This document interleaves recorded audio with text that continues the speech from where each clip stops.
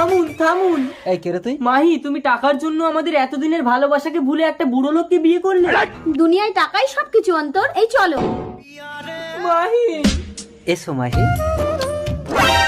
আমার সন্তান হয়নি বলে তুমি আবার বিয়ে করে আসলে স্বামী? মোহিনী, আমার সন্তান চাই, তাই আজ থেকে তুমি এ বাড়ির চাকরানি আর মাহি এ বাড়ির বউরানি। চলে এসো মাহি। স্বামী, ভগবান তুমি আমাকে একটা সন্তান দাও। আমি দেবো তোমাকে সন্তান। কে?